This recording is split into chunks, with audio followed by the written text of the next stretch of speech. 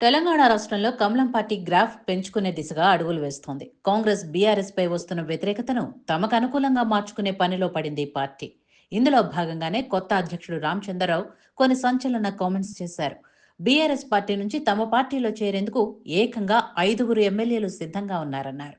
ఈ లెక్క ఇంతటితో ఆగదని కూడా ఆయన ప్రకటించారు.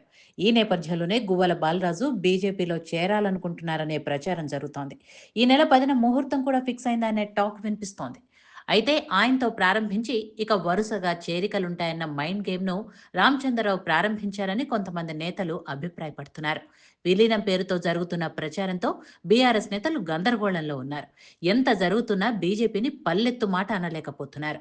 తెలంగాణ ఉన్నంతకాలం బీఆర్ఎస్ ఉంటుందన్న డైలాగ్ ఒక్కటే కేటీఆర్ చెబుతున్నారు. బీజేపీతో చర్చలు జరగలేదని మాత్రం చెప్పటం లేదు.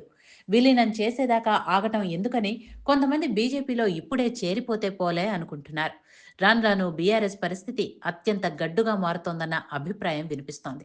ఇలాంటి పరిస్థితుల్లో బీఆర్ఎస్ క్యాడర్ను తమ పార్టీలోకి లాగటం బీజేపీకి పెద్ద పని కాదు.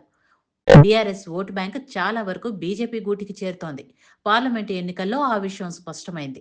ఇప్పుడు లీడర్లను లాక్కునేందుకు ప్రయత్నిస్తోంది.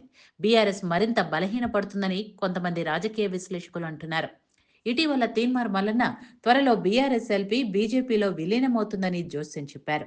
రామచంద్రరావు మైండ్ గేమ్ వర్కౌట్ అయితే అది జరిగినా ఆశ్చర్యం లేదన్న వాదన వినిపిస్తోంది. చూడాలి మరి. ఇవన్నీ ప్రచారాలకే పరిమితమవుతాయా లేక నిజంగానే జరుగుతాయా అనేది.